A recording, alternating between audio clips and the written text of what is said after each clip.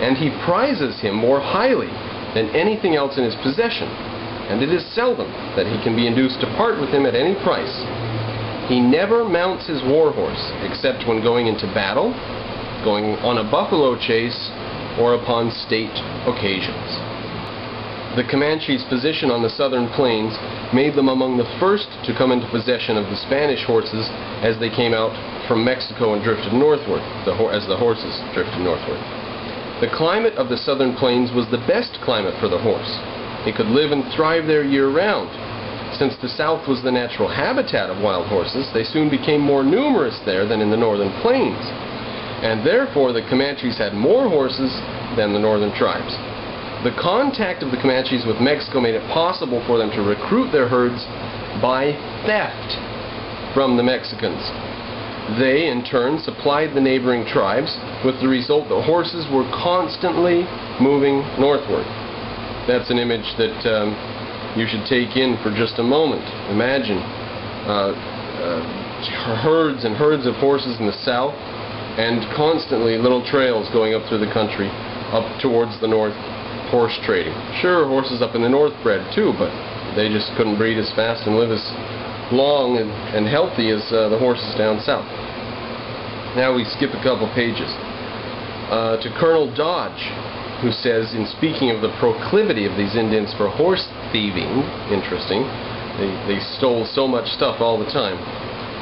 Colonel Dodge says, "Where all are such magnificent thieves, it is difficult to decide which of the plains tribes deserves the palm for stealing." So he says just everywhere, every single tribe, and every Indian among them are thieves. The Indians themselves give this notability to the Comanche, or they say the Comanche are the worst about it. The Comanche, whose designation in the sign language of the plains is a forward wriggling motion of the forefinger, signifying a snake, forward wriggling motion, indicating the silent stealth of that tribe.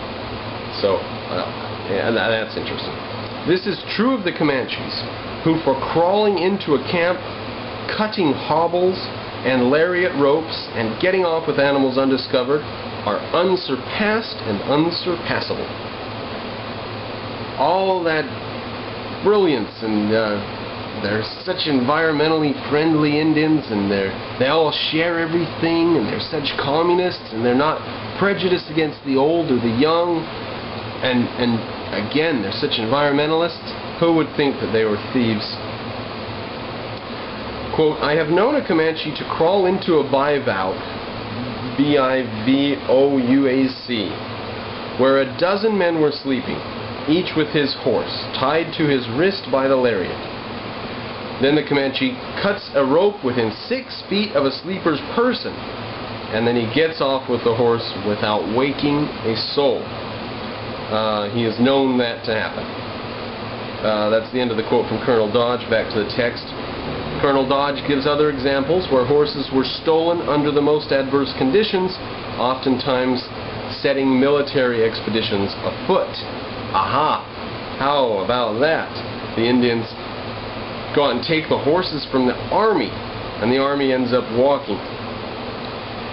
The warrior carried a small bow, not over 3 feet long, and often only 2½ feet. It was made from ash or boughs d'arc, and sometimes it is said of bone. Experience had taught the plains tribes to use a short bow because it was more effective on horseback.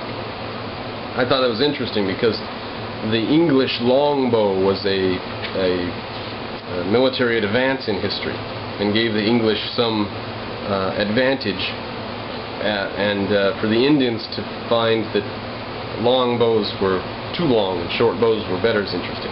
Just a little interesting. The arrows were carefully selected and were tipped with points of bone, flint, or steel. In the buffalo arrows, the barbs were fixed fast to the shaft so that you could pull it out later. But in arrows meant for the enemy, the barbs were so attached that they would come loose when the shaft was withdrawn, leaving the barb inside the wound. The arrows were carried in a quiver slung over the shoulder, corresponding to the hand that pulled the bowstring, of course. To protect himself when in battle, the Indian carried a shield, usually circular, made of the hide of the buffalo's neck, smoked and hardened with glue from the hooves. This shield of arrow fender, because it's for blocking arrows, was carried on his bow arm. So you've got your shield there and your bow on the same arm. If advancing, the Indian carried the shield in front. If retreating, he slung it over his back to protect his vital parts from attack from the rear.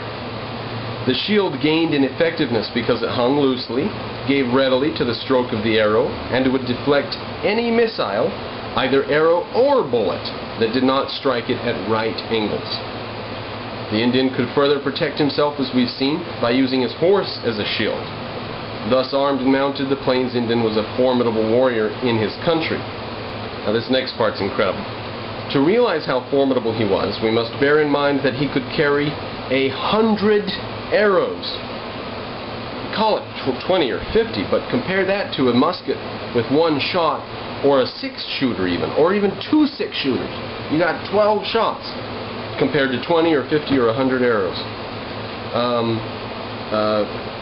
100 arrows, and that he could shoot them from his running horse so rapidly as to keep one or more in the air all the time.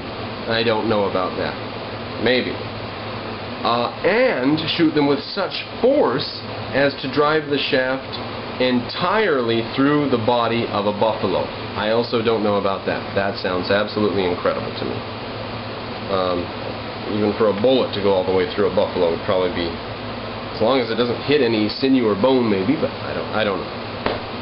Now, on to page 68, about the sign language of the Plains Indians.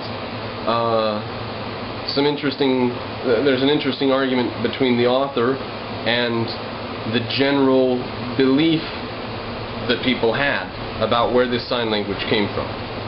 And the author makes his case. The existence among the Plains Indians of the sign language, which all tribes could use and understand, is suggestive of an independent development which serves to distinguish this primitive Campestrian civilization from that of forested and mountainous regions. So, on the plains they had this sign language, not so much in the forests and mountains.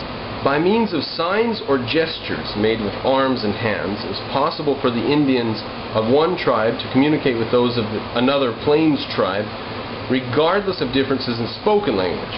Such an intertribal language as a medium of communication was limited to the Great Plains. Now, essentially, part of the argument is this. People are saying that with all these tribes being sort of nomadic, always bumping into each other, they've had to develop some way beyond spoken language so that they can all communicate no matter where they are. Fine. You would find that, though, in the roaming tribes in the woodlands and mountains, too, that don't have settled areas and irrigation and stuff, and are as likely to move as not. You would find that they would have, possibly, such sign languages amongst themselves. Maybe. But you don't. Continuing the quote, practically all students of sign language are agreed that it originated in the necessity of intertribal communication among the roving nomadic race. Before setting forth a somewhat different view on the subject, it seems advisable to survey the studies and so on, which we're not necessarily going to do as closely as he does. So he's going to give his view in a bit, but we skip about a page here. It is generally admitted that the sign language attained its highest development in the Great Plains, where it became standardized to such an extent that communication was more rapid in signs than in spoken language. So then the author asks, why this perfection of a supplementary means of communication? Why did they make it so easy and quick to use and so on? Why did it develop to such a high rate, such a high state, if it was just supplementary, just for when you bump into other tribes? Mallory, this guy who writes, Garrick Mallory believes that the language developed out of the necessities of intertribal communications, necessities arising among nomadic tribes,